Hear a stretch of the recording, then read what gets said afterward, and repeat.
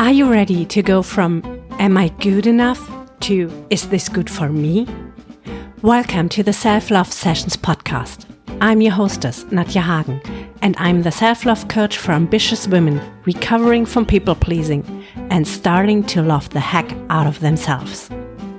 The most important relationship is the one you have with yourself. It sets the tone for all other relationships in your life and your overall quality of life. It's worth cultivating. In the Self-Love Sessions podcast, I share nuggets of wisdom on setting healthy boundaries, prioritizing your needs without shame and guilt, and building relationships that enrich your whole dang life, starting with the one you have with yourself. Let's dive into today's episode.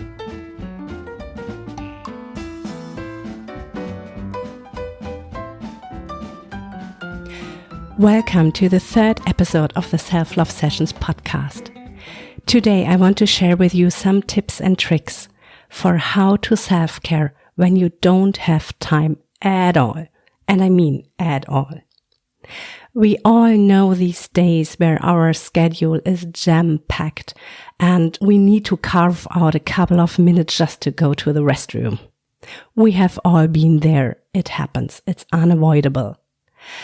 And it's okay if it's only a day or two, but if it's a week or 2 weeks or even 4 weeks or even longer, then it shows, and it doesn't show in a good way.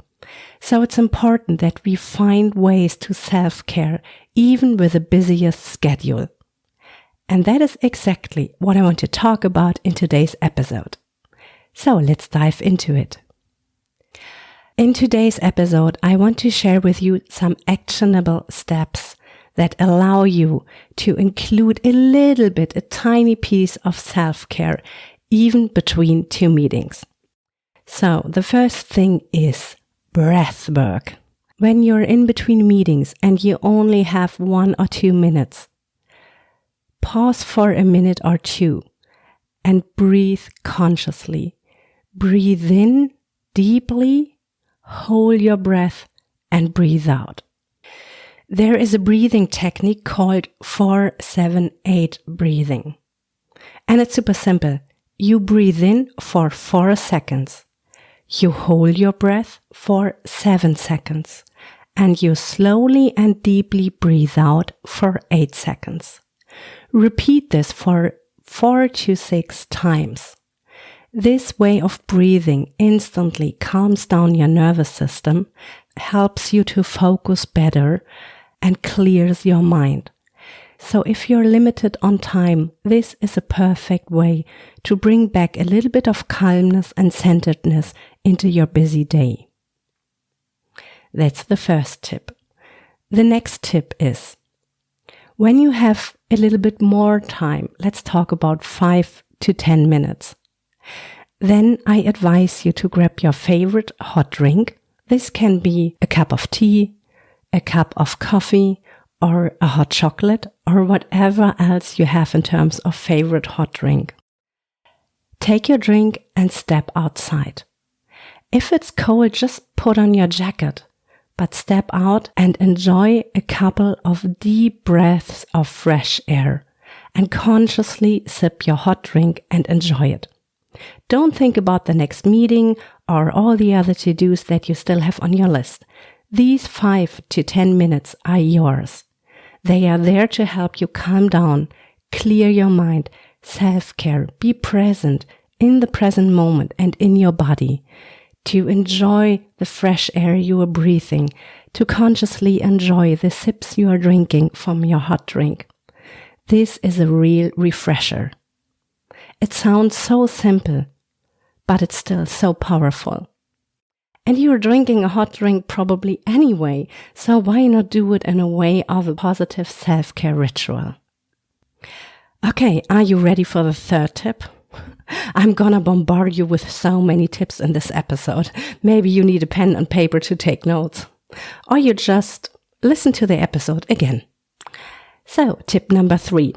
If you don't have time for a full-blown yoga session, then you can do only one single pose.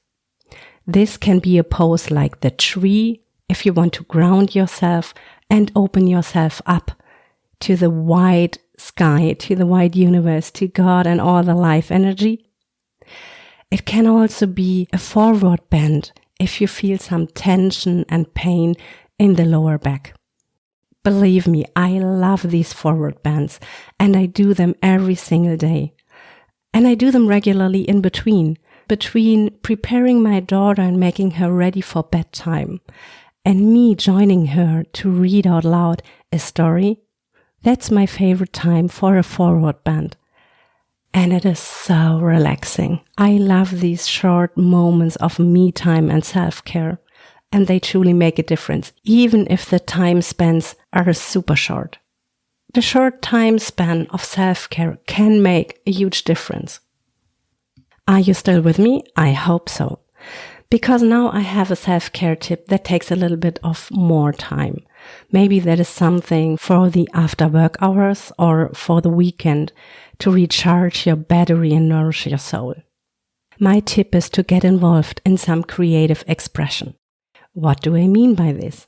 This can be painting, cooking, dancing, wildly moving around to some good dance music. There are unlimited ways to express your creativity. And it's mighty, mighty powerful because our creativity is directly aligned to our emotions. Being created does not only reconnect us to our creative force within, but it also connects us to the greater of all things around us. And expressing our emotions creatively is healing. Creative therapy doesn't exist for nothing. It truly makes a difference. And you know, the good thing here is you can choose your favorite way of creative expression. Maybe you love cooking and haven't done it in a longer time because you didn't have the time. Maybe you love going out for a walk and picking up the fallen leaves in autumn and then become creative with these. Maybe you like to sew. Or whatever it is, there are thousands of ways to express your unique creativity. This will not only bring back playfulness into your life, but it will also make you happy. Promise, believe me, I've tried it out so many times and it works magic. The last 4 examples were really practical examples that you can put into practice right away. There is another way of self-care that is very often overlooked or directly pushed away. It's the art of processing your emotions. What do I mean by processing your emotions? Let me explain. Processing your emotions means that you do not run away from your feelings, that you do not hide them, that you do not numb them with whatever you use to normally numb your feelings. Processing your emotions means that you are present with how you feel. And these can be emotions like sadness, overwhelm. Maybe if you look at your full schedule and you realize for how long you are in the hamster wheel and you still need to continue for a certain while, this may arise emotions like sadness, maybe anger, resentment. But it can also be a deeply rooted fury for stuffing down your own feelings for so long. And it's just amazing if you have a lot of time to process your emotions and take a whole Sunday to roll up in your blanket on your couch and cry, scream, cuddle yourself, whatever it is that you need. But you can also do this in shorter time spans. I share a little secret with you. I used to take the time on the toilet in between meetings. Seriously, I'm not lying. It sounds so ridiculous, but I know pretty well how it is to operate on constant high performing standards and having a schedule that is so full you can't even squeeze in the tiniest thing. So I use the time on the toilet to process my emotions. That meant that sometimes when I was sure I was alone in the restroom, that I cried some sad tears, or that I really felt my anger and my resentment, or that I allowed to feel depressed for 2 minutes.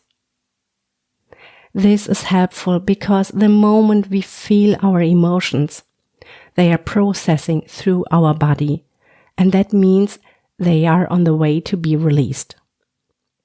When you want to release emotions, running away from them and hiding them, stuffing them, won't help you at all. Because they are still there, even though you don't feel them right away in this moment. The only way to get rid of emotions at all is to feel them.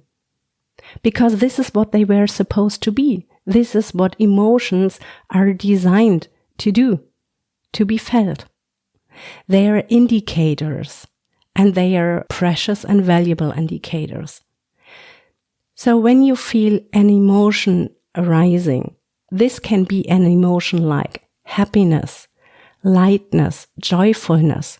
That's a clear indicator that you are currently doing something that is doing you good and serving you well.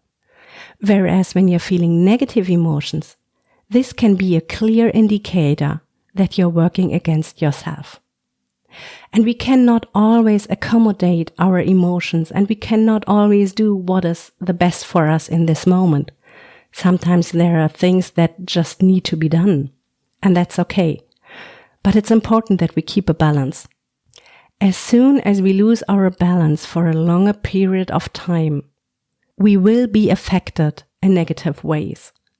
And believe me, it takes more time and energy to heal from this state of exhaustion and tiredness than it does to find 1 or 2 minutes during a day to process your emotions and to listen to what they have to tell you.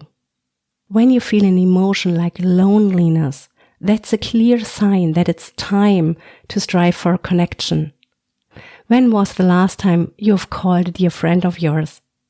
When was the last time you had some time with your girlfriends, you went out to dinner and you had a good laugh? Maybe it's some time ago. Then this is the clear sign to make this a higher priority in the next time. When you feel emotions like resentment, where have you stepped on your own toes? Where have you not taken yourself seriously? Where have you violated your own boundaries by not setting proper boundaries or by accepting that your boundaries are constantly being stepped over? This normally creates resentment. And that is a very clear sign to closely look at your boundaries. Check if you have set them or not. Did you enforce them with a consequence, or did you allow people to step all over them without any consequences at all? Or are you in a place where you don't allow yourself to set boundaries at all, where you feel ashamed and guilty when you set a boundary? Then it's time to learn about your own needs and learn about how you can communicate boundaries in a way that brings you closer to other people instead of building walls. When you feel anger, this can be a sign that you haven't mentioned things that annoy you or disturb you, that you have avoided these conversations that are often labeled as difficult or challenging conversations, to telling somebody, hey, you actually have hurt my feelings.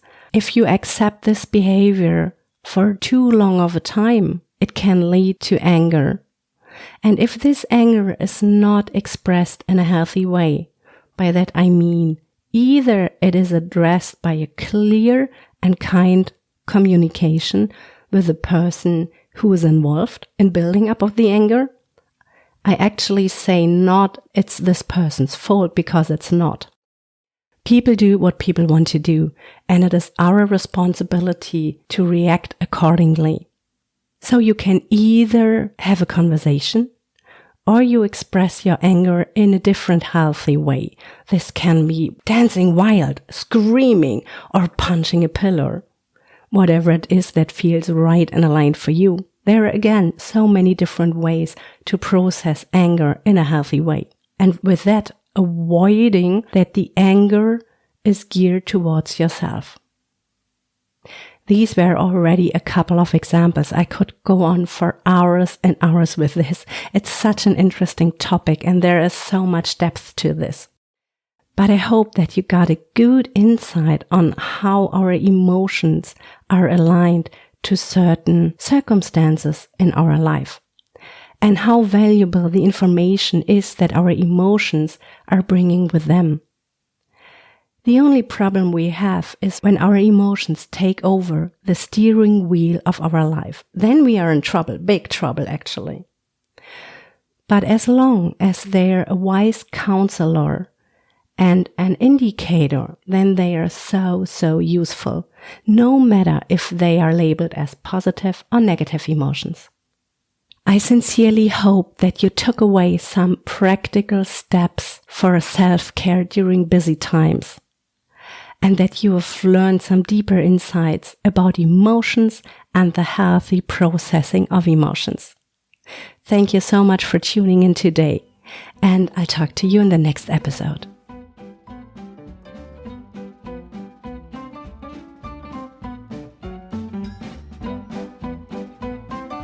Thank you for listening to today's episode. If you found this valuable, please give a 5-star rating and tell other women that this show is worth listening to. I talk to you in the next episode.